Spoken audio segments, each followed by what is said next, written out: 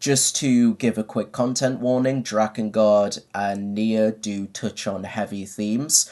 Drakengard 2 is the lightest in tone, so I feel like anything other than just a general content warning probably isn't needed.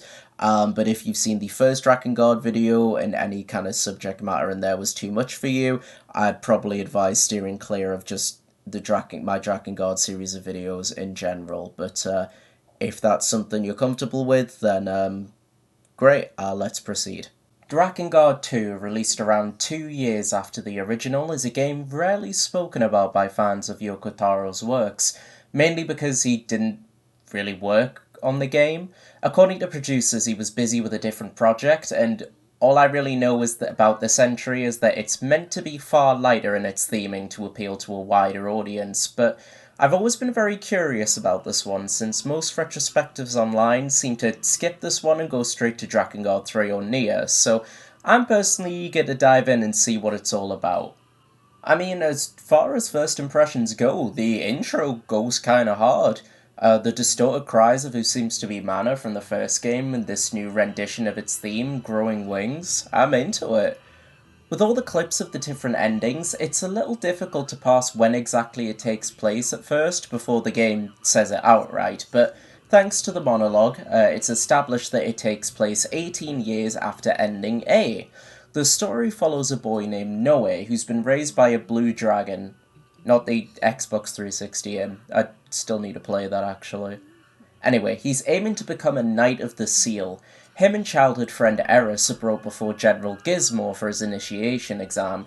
We have a one-on-one fight with him which serves as a tutorial, and halfway through he suddenly brings out a bunch of soldiers, taking jabs at Noe for being raised by the aforementioned dragon all the while.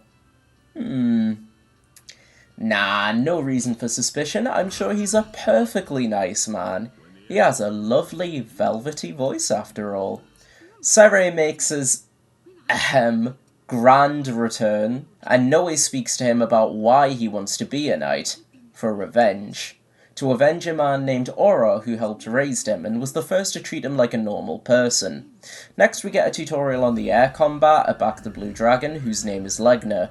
The dragon combat is pretty similar to the first game, although Legna feels floatier compared to Angelus. She felt like she had a satisfying sense of weight to her, like she was actually part of the world.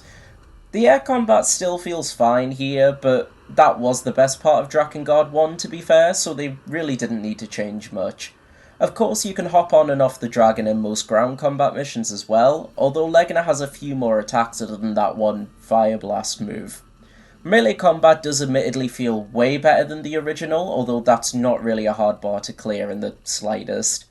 We've got the same physical attack combos and magic attacks, along with a bigger scale magic move that really clears house. Noe soon finds out about the districts, and that they're being used as prisons to sacrifice people who once served or were born in nations under the Empire, and he rightly challenges Eris on the ethics of this, but how he goes about it makes it feel like such a minor issue despite it really not being so. Also, aren't Noe and Eris meant to be close friends? But she just immediately resorts to threatening to kill him. I get she's far more invested in the knight stuff than he is, but it just feels really bizarre. Noe and Eris are summoned back to HQ and need to go to the districts with these group of totally not bad guys.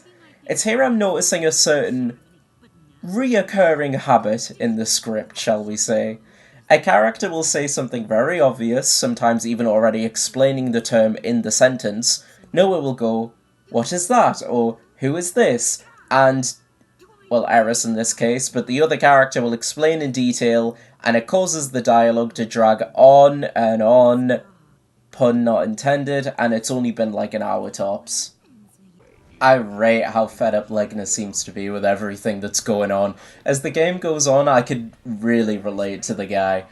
In the next mission, the game introduces type damage into the mix, where characters are more or less effective fighting particular enemies, which is indicated by blue or red damage numbers. For example, Eris does best against undead enemy types. I enjoy this change. It gives you another reason to swap weapons and characters aside from the weapon stories, which make a return, and like last time I'll go over my favourites later into the video. Gotta say, the fog gimmick in this level is getting really annoying, really quick. It can be hard to pass where you are on the map at the best of times, so added visual clutter doesn't help. In the cutscene we're introduced to an adult Mana who offers to travel with Noe, Eris and the Lieutenant Zangpo and guide them through the dangerous fog instead of some helpless sacrifices. Generally, I prefer the more dungeon-esque, close quarters levels that tend to be more puzzle-focused than the open field, kill X amount of enemies missions, since most of the time they devolve into hopping on Legna and pressing square. Turns out, Mana guided the three through so she could enter the heart of the district and murder Zampo. I had to look up what the weapon he was holding was. Turns out it's an axe, but I really thought it was a big shovel or one of those things you use for pizza ovens. We found out what the little fella's pact price was. He never needs to eat. He can't eat, but is eternally starving, which is pretty brutal, but his voice makes it hard to take anything he says seriously. It's like a voice I would do for a laugh. All lieutenants have packs, and like I mentioned before, and Zangpo's back beast is Ifrit, which is never shown in-game. I think there's concept art of it, but it must have been scrapped.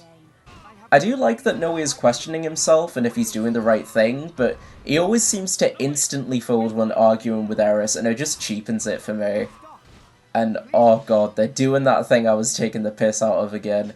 We're here to rescue you, Lady Mana! Are they here to rescue her? It's genuinely doing my fucking head in.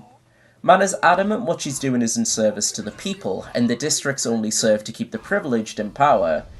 Yeah, seems like she's done a massive 180 since the events of Drakengard. She's captured and chooses to die by burning at the stake. I haven't been sure how to pin Eris for the longest time, if she was meant to come across as likeable or not, but yeah, girl's absolutely in a religious zealot era. Look at those pearly whites. Mana summons a tolerant of water and escapes her punishment, which, guys, you knew she could do magic. Did you not expect something like this, where she'd use this to escape? Come on. You haven't got into some woman trouble when I wasn't looking, have you? Be careful of women. They'll lead you astray. Holy shit, hello, Legna's based as fuck. This seems to be the dedicated puzzle level, with weird little environmental gimmicks. This in and of itself I don't mind, but I hate how picky some are. For example, one had me attack a bit of red steam, but normal attacks wouldn't work. Fire wouldn't. Legna's stomping wouldn't. But for some reason a little ground pound on foot does. Okay, because Noe could trigger it, but a giant fucking dragon couldn't. That would just be silly. We also get confirmation that Gizmo's a bad guy too? What? There's something about the cutscenes in this game that really bother me. Well, some of them. The pre-rendered ones and the proper cutscenes with characters moving around, they're fine, but there's a lot, and I mean a lot, that just seem to be screenshots with voice acting on top of it. It just feels really lazy and really weird, since I don't remember Drakengard 1 ever having this problem. Noe soon comes across a village who beg him to leave them be and provide more time for an offering, to which our hero, as always, goes, "What? Huh?" Like, it's obvious what the guy means, just say you're not here for that or you don't have to worry instead of acting like a dumbass. Gizmo invites us round for a cheeky pint, but what do you know, it's poison. He spills the beans that this is how he killed dear human papa, but I'm guessing the life or death situation activated Noah's protagonist powers and he goes in for the kill on the old bastard. Predictably, Eris walks in on the confrontation and Noe doesn't even bother trying to defend himself or explaining that he's just tried to poison us and just jumps out of the fucking window. I do actually like this mission quite a lot, having to tear through the guards in a mad dash to the exit while your health ticks down. I love how Legna just instantly accepts what's going on. He's basically like, cool, we're going against the government, it's about time. He's a real ride or die bro. I was initially put off with Noe seeming to be on the run distracted by some merchant's plight that has nothing to do with him, but them agreeing to help him avoid the knights in the cutscene after was kinda wholesome, it won me over. Here's a very minimalist cutscene that works really well. In pure black we hear a familiar voice call out a familiar name. It's Angelus, clearly in pain, crying out for her pact partner, with the mute swordsman only grinning eerily in response. Noe thinks it's a good time to hide in the mountains where he grew up, which I get, it's very labyrinthian, but at the same time, surely that's the first place the enemy will look? Unsurprisingly, they track him down, and he has to fight his way out a large enemy gauntlet, only to get bailed out by Mana. This level onward, we get access to Mana as a playable character, who does best against magicians, as well as being a magic-focused character herself, but she gets a fun little side spin as a dodge, so that's cool. She, of course, is still out to destroy more keys in the districts, and although hesitant, Noe decides to tag along with her to get some answers on what's really going on. What pushes Noe over the edge and convinces him to help Mana fully is a starving mother grieving over the end of her baby's life, and like, yeah, that's valid, but he's seen loads of other people suffering in these districts before this. The next shrine is called the Key of Hallowed Water, guarded by the woman lieutenant from before named Hanch, and once we get inside, we take the fight directly to her. She reveals that she poisoned both Noe and Oro at the request of Gizmo, and now we have to take her and her pact beast, Kelpie, down. Hello, we get a boss fight with an actual pact beast. Big improvement over the last lieutenant who had nothing. The boss is alright, involving you taking on the Kelpie and getting off the dragon periodically to kill wizards who seal Legna's magic. My only real complaint is you can't tilt upwards well on the dragon here, leading to some awkward moments if she happens to appear above you. During the fight, we find out her pact price was her charm. Now, I was unsure what they meant by this. I assumed they meant, like, socially, given how she acts, but I think the game is leaning more towards her looks, since she talks about how everyone used to say she had a sunshine-like smile, but, like, she doesn't look bad at all to me. Listen, I'm just saying, hear me out. After the fight, we watch her slowly succumb to her wounds, and I found myself feeling a bit of pity for her. Honestly, Hanch was a decent villain, probably my second favourite character after Legna so far. I just wish we had more time with her so her character could be more developed. Aris walks in on us just after Hanch dies, and for some reason Noe doesn't say anything about the whole poisoning thing again, just saying he needs answers and that he can't be a Knight of the Seal, leading her to blame Mana. I was pleasantly surprised that the levels didn't really drag on that much at first, but that aspect of the first game is slowly starting to creep back in. This level involving collecting 2 weapons for a merchant in exchange for information took nearly 20 minutes for me to beat. In a little twist, the merchant does tell us the location of the next district, called the District of Precious Light, and urges us to take the sword and staff with us to help on our journey. I gotta say, I have a soft spot for this merchant character, he's awesome. Whilst the trio travel to the city of Rust, we get another cutscene of Angelus speaking to Kaim, although she doesn't say much. Angelus is the best voice acting in the game in my opinion. Her pain dialogue genuinely gave me chills. Noe and Mana end up getting caught in an alleyway in the city, only to be saved by the man they're looking for. Oh god, the question disease is infecting Mana too. She's been with this dunderhead for too long. Turns out the masked man is a dude named Yurik, who used to serve with Oro back in the day, and he joins the party. Yurik serves as the axe user of the group. He's most effective when against monsters and when surrounded, and in a pretty sick pre-rendered cutscene, our favourite happy chappy from Drakengard 1 makes his return, Kaim. I said in my Drakengard 1 video, go watch that if you haven't please, thank you, shameless plug, that he was inspired by Guts from Berserk, but now he's just straight up mimicking him, single eye, massive sword and all. The cutscene was pretty cool, but it immediately got ruined by Noe asking very obvious questions we already know, and Mana's voice actor sounds like she's on the verge of falling asleep. Honestly, I like Yurik quite a bit. He's blunt and straight to the point, but also pretty cheeky, which is what the group definitely needs when Legna's not around. It's clear based on dialogue that Yurik has a past with one of the lieutenants, Yaha.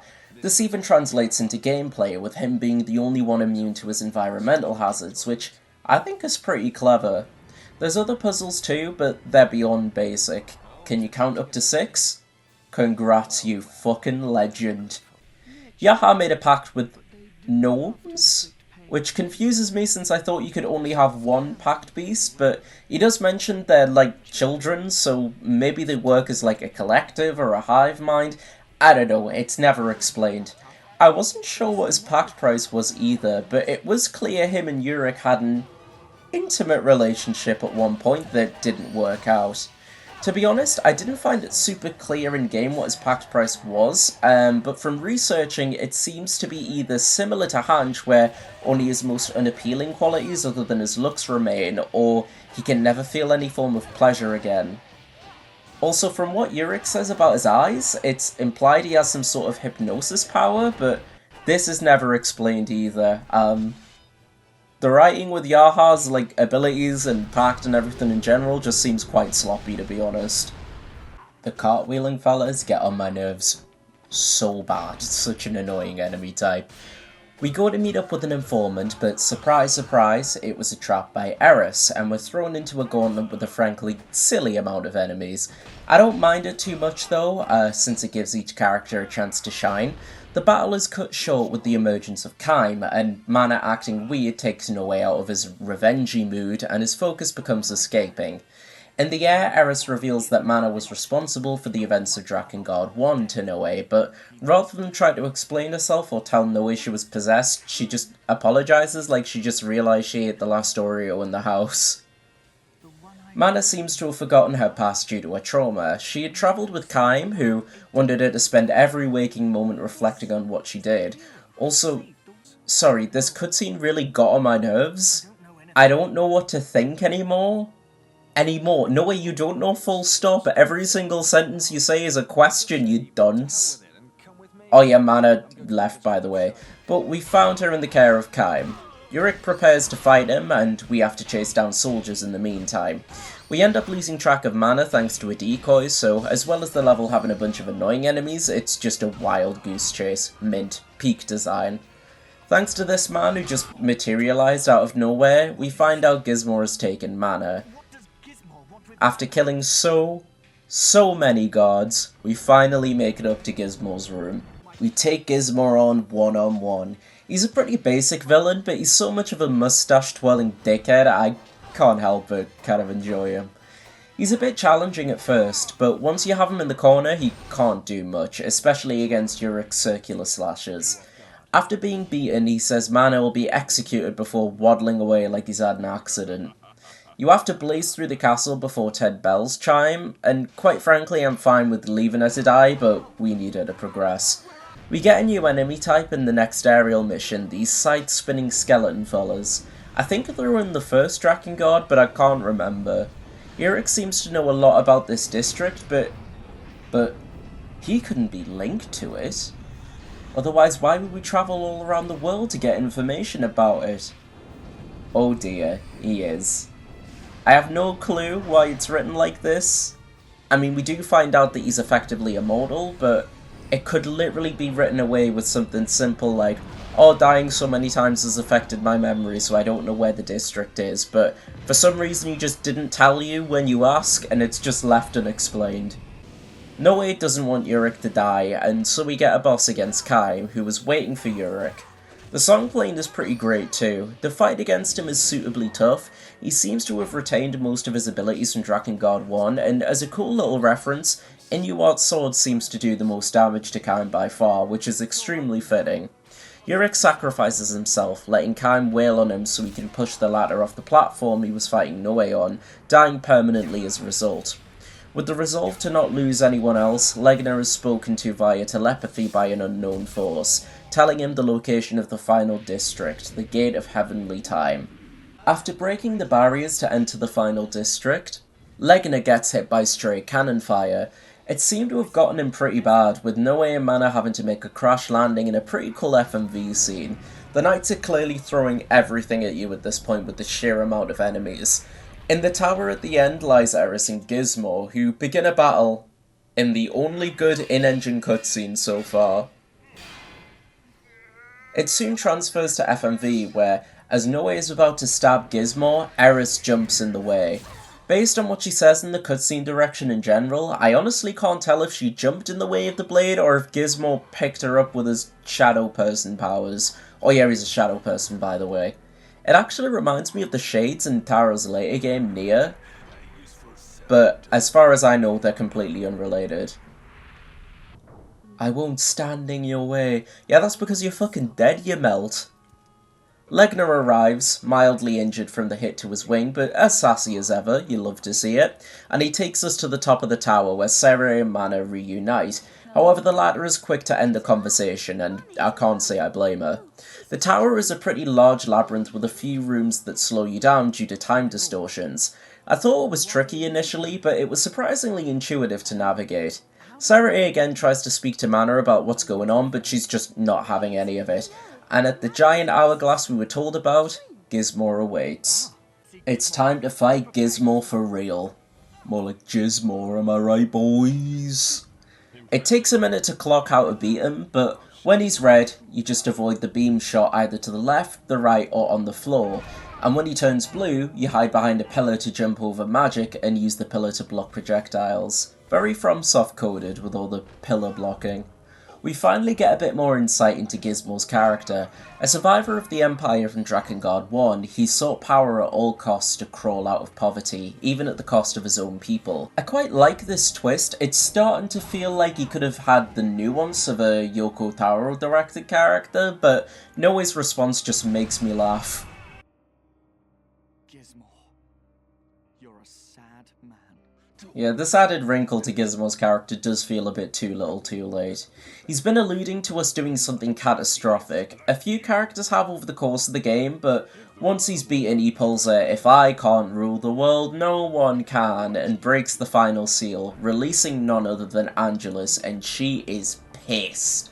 Sarah now explains that breaking all the seals means Angelus can roam free, and from the cruel, painful methods they used to keep her bound, including the sacrifice of civilians, it kept her from wreaking havoc. Now, I hate Sarah, don't get me wrong, but this is what you get for not hearing your brother out, Mana. This bitch just has a way of causing issues, doesn't she? During an aerial mission, Angelus appears out of nowhere, and I have to say, she was really good in the last game, and I've praised her voice actor before, but she is going hard here. Although she's mostly just screaming and grunting in pain, you can really feel the agony she's in.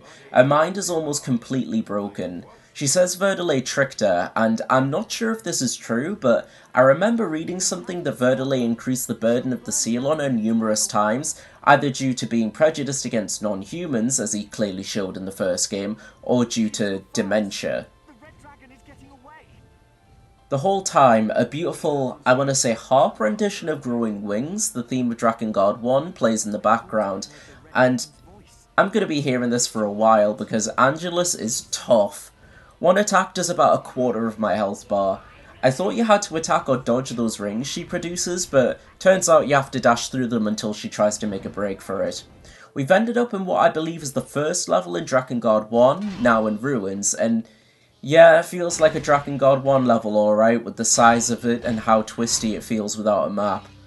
Of course, Kaim arrives soon, and due to purely Noe being unable to shut his fucking mouth, Angelus literally flies into a rage. Honestly, mate, don't protect him, just let the little shit die, I've had enough of him at this point. We fight Angelus again, this time to the death, and the message that comes up reminds me of the message when you fight Inuart in Drakengard 1. Interesting, that. After an admittedly tough fight, we bring Angelus down. Kaim was destroying the seals before because, being her pact partner, he could hear her cries of pain, and wanting to see her one last time before he put her out of her misery, ending himself in the process. In the best cutscene of the game, we see cutscenes of the two from the original game. Obviously, Angelus can hear anything Kaim replies with, but the player is never privy. But when she asks if it's finally over, we can see his response.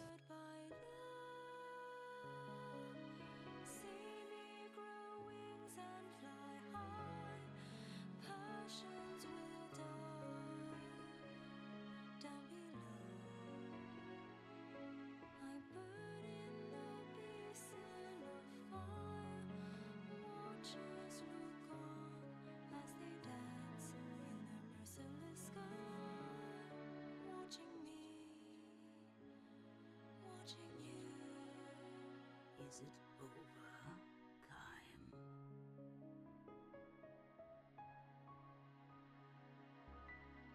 It's over. We're together now, before the pair pass on. This game is definitely the clearest example of the emotionally romantic relationship the pair share that I mentioned briefly in my Drakengard 1 video. It is strange, yeah, but the emotional payoff works in my opinion. I think because it's a purely emotional thing. If they pulled a Sonic 06 and showed them suck and face, then my view would be a lot different.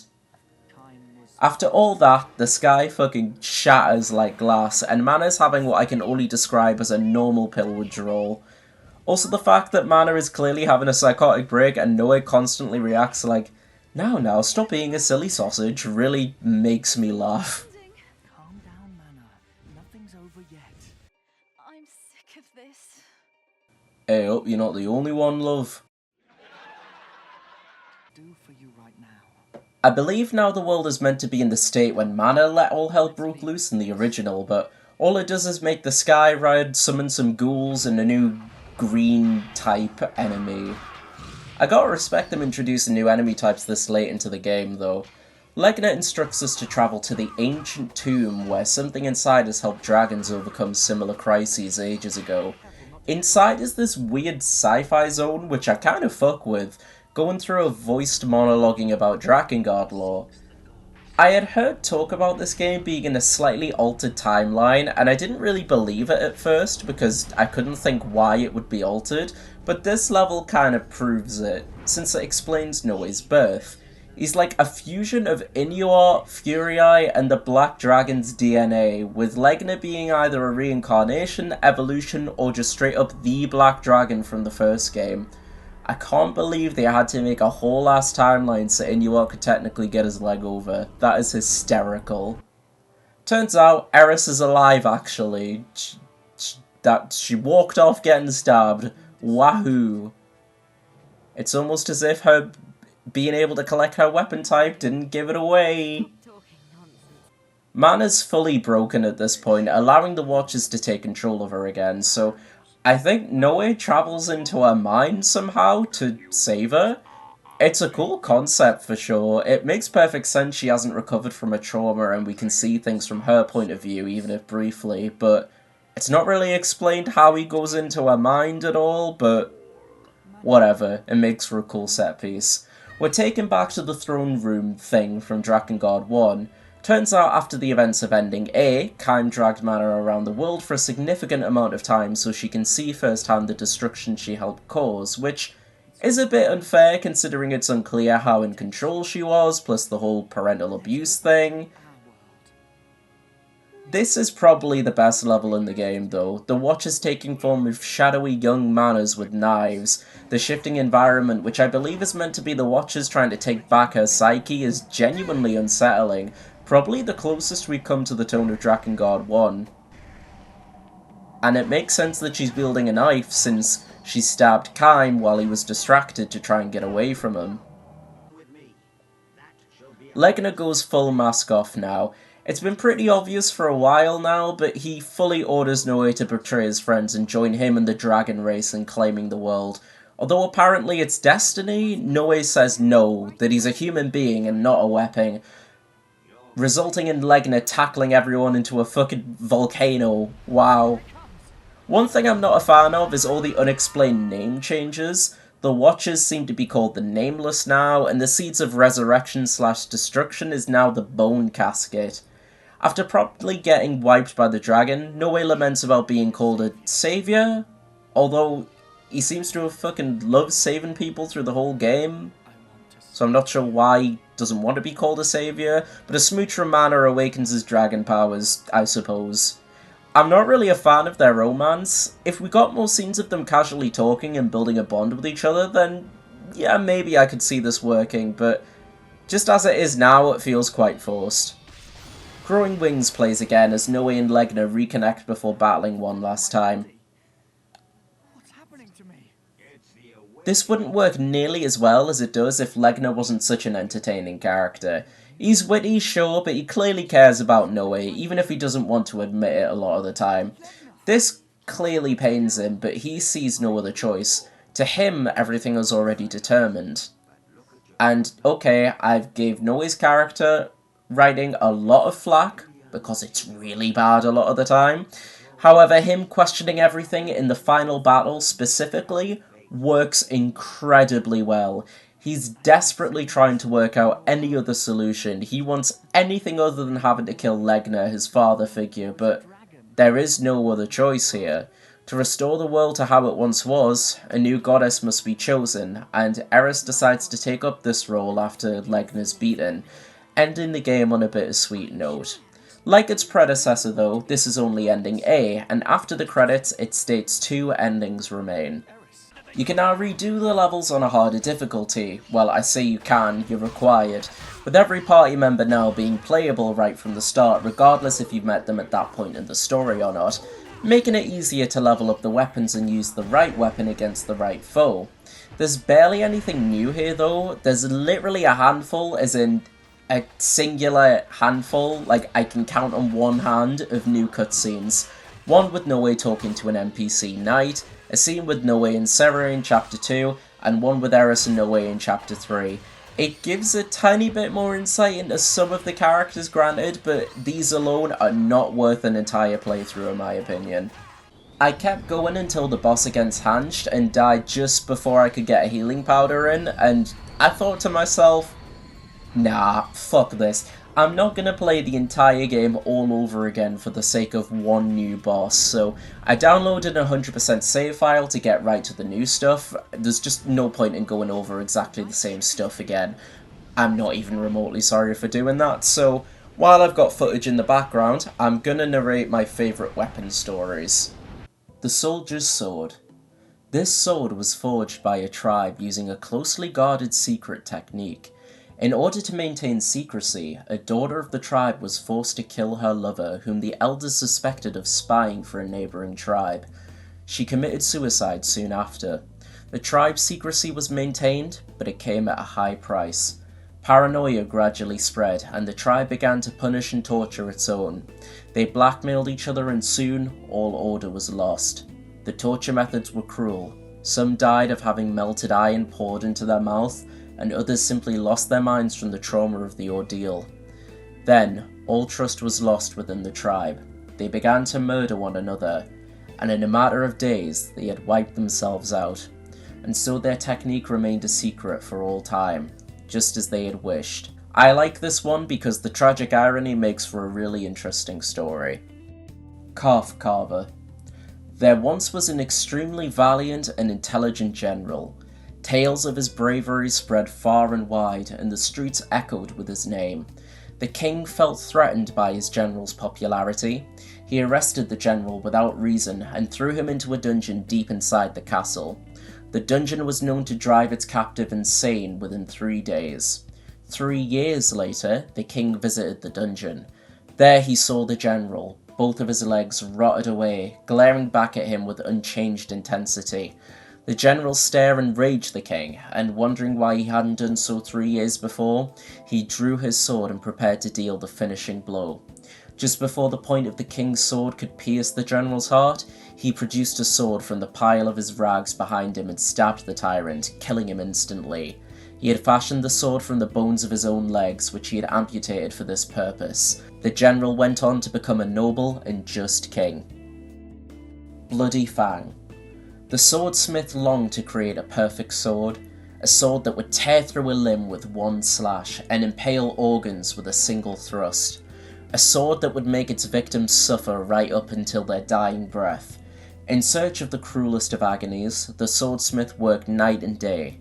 After months of toil, it was complete, a sword that would deal unending pain to its victims. All that remained was to test its abilities. The swordsmith took the weapon to his king and told him that even the most courageous man would tell its wielder anything he wanted to know. When the king tested his claim, he found the swordsmith's words to be true. The prisoners divulged their secrets without hesitation. Elated with the sword, the king demanded to know how it was forged, but the swordsmith refused to reveal his methods, fearing his masterpiece would be copied. As a result, he got to experience his work firsthand. He shed tears of joy at the quality of his creation. Inuart's Longsword.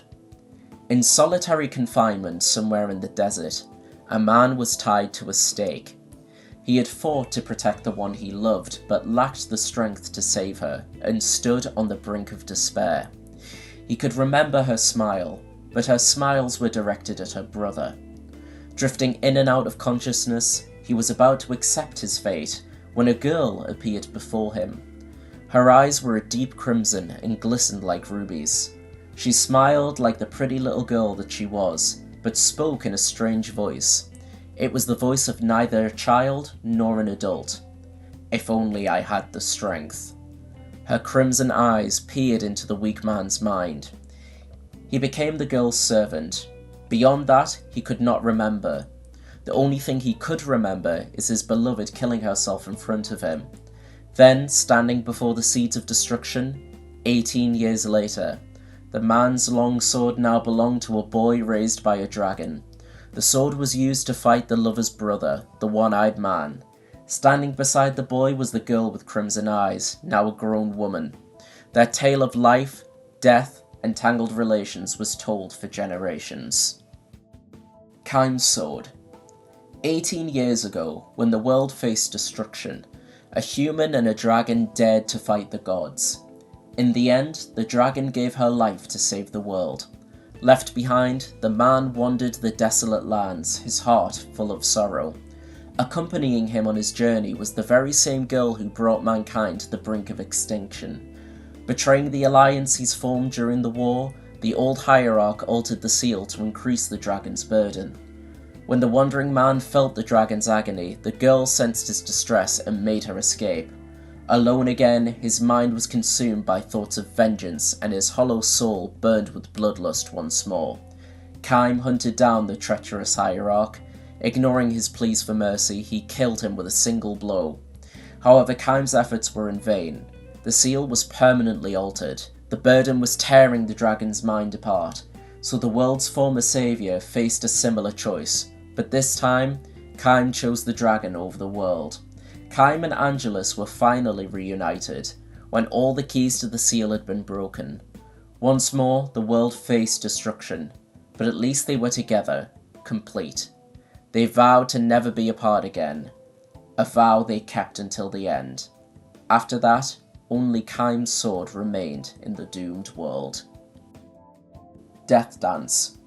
Long ago, in a war-torn region where a small nation constantly fought for supremacy, one country thrived under the leadership of a great hero. In time, he became an emperor and his armies conquered the neighbouring lands.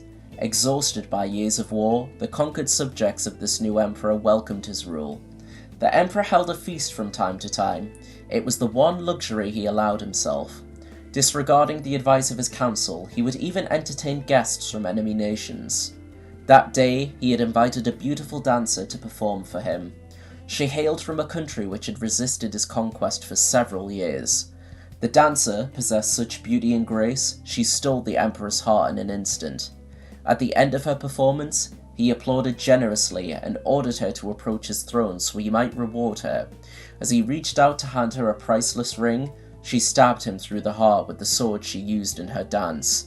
Bereft of its emperor, the empire soon crumbled, and the flames of war engulfed the region once again.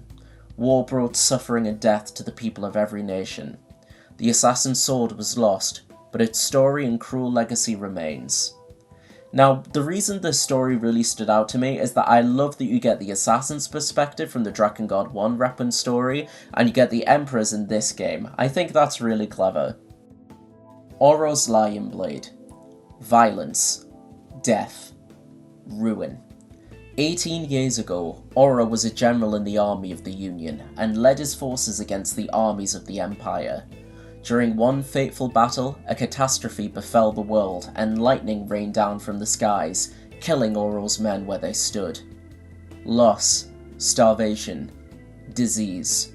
The heroes saved the world from chaos, and the war ended quickly, but the wounds caused by catastrophe were felt by mankind for many years to come. During that time, Oro travelled the world trying to bring hope to the people.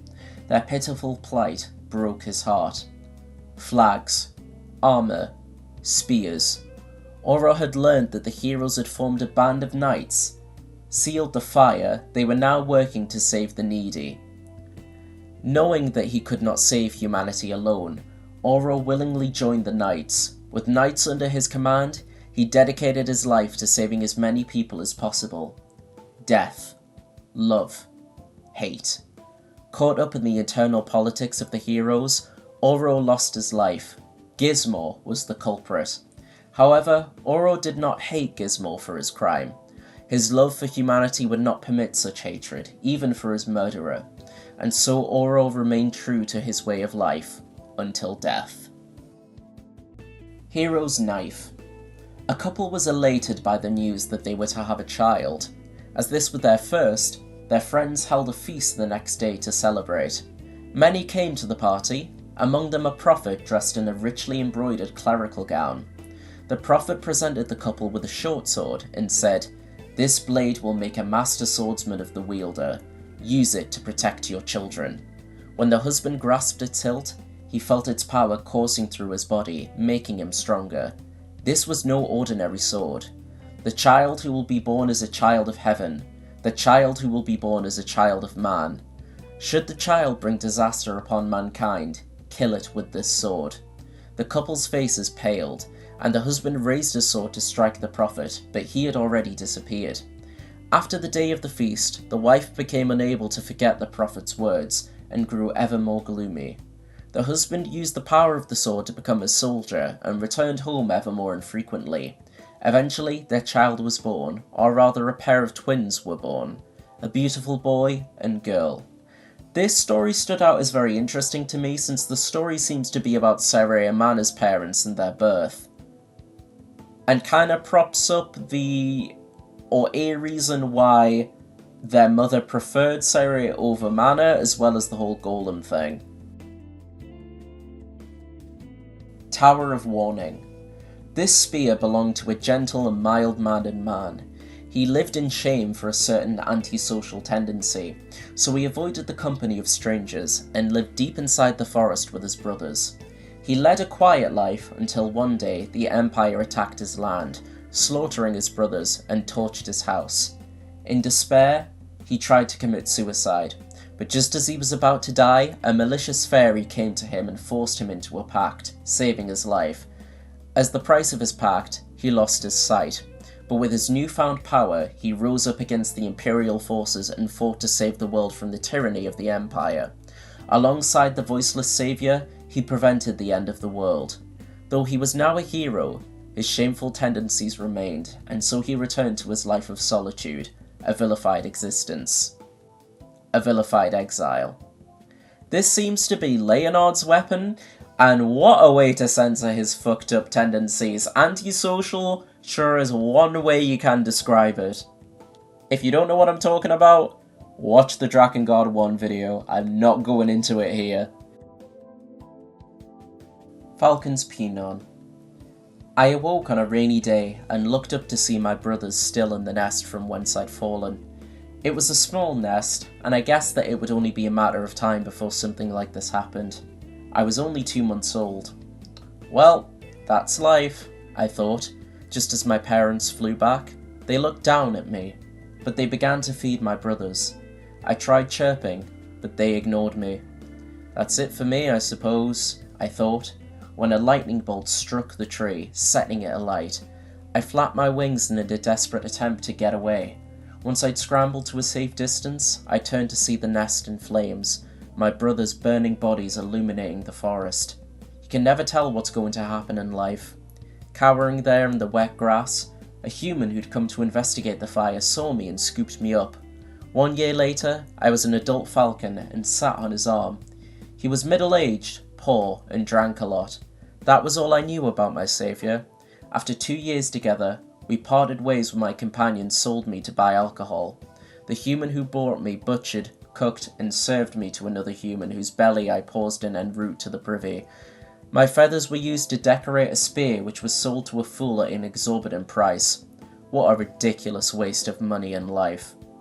I think this one really stood out to me as particularly sad because it's all in the perspective of the bird or falcon. This one's just sad. Like, particularly sad, man. Mana's staff. 18 years ago, the girl stood alone in the dark forest.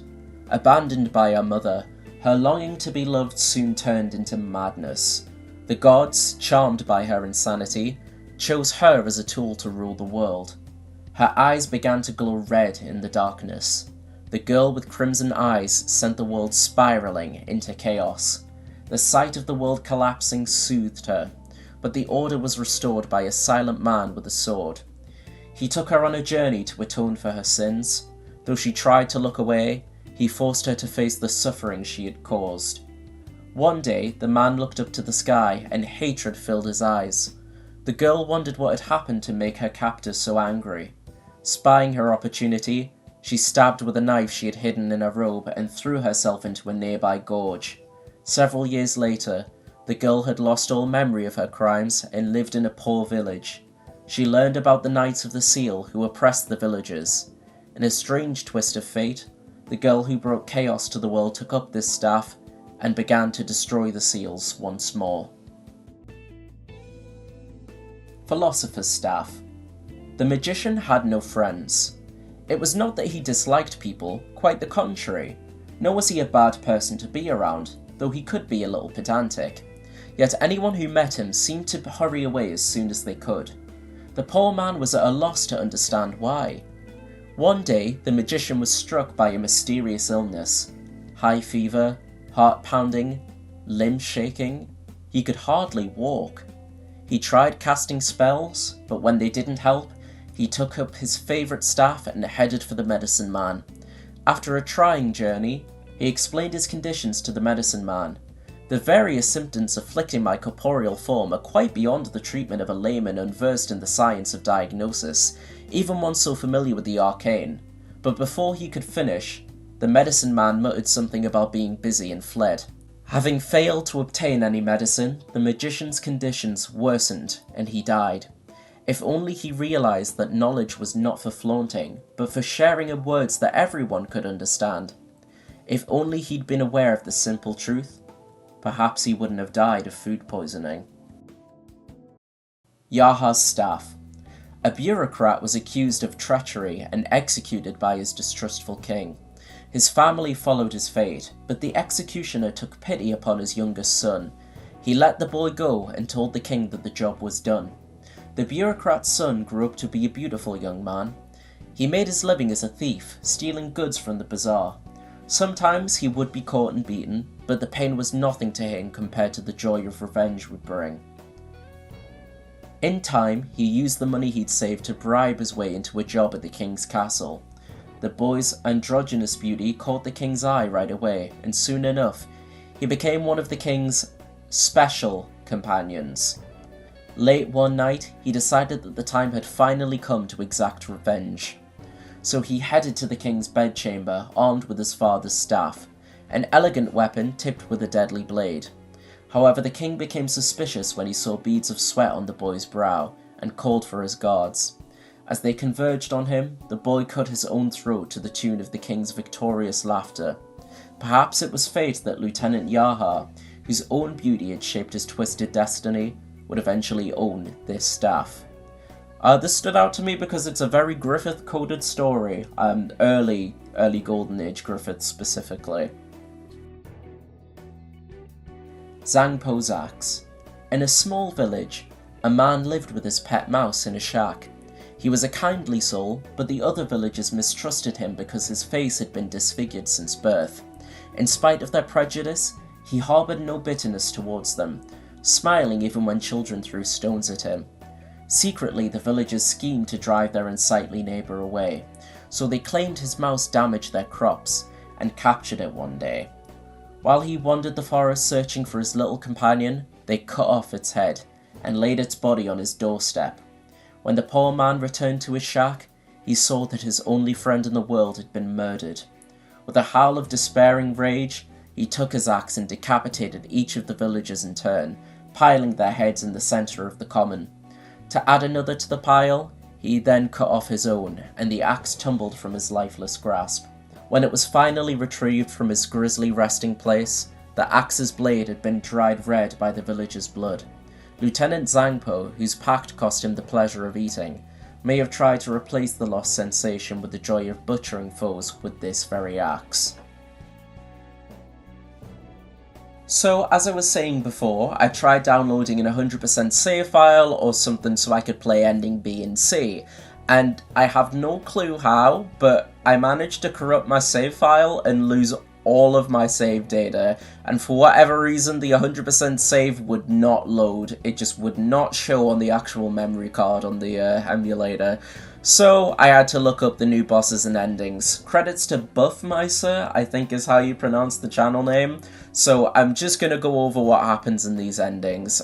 Sorry that it's not me doing all of it, but if I wasn't going to go over the game again on a harder difficulty and then again with no additional changes other than the last cutscene, I'm not going to play the whole game through all over again another time. Like, sorry, I'm just not doing it.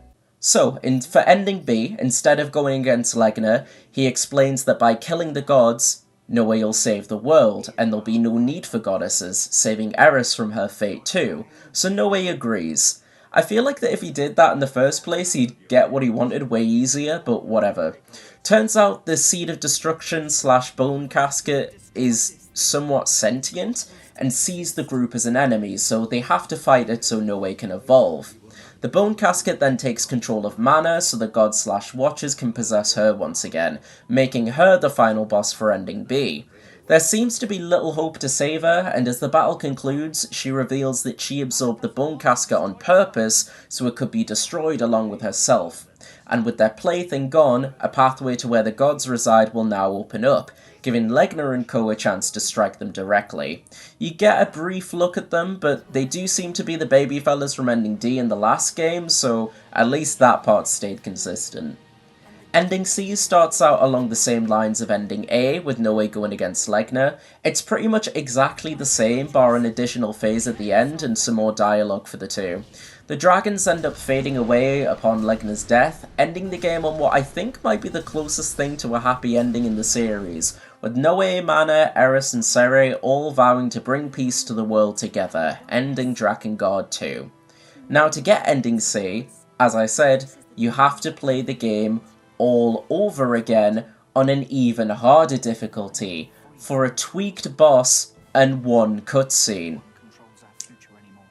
And again, I will say, this is not worth it. Just look it up on YouTube. Is Drakengard 2 the worst title in the franchise? Yes. Is it a bad game or holds no value?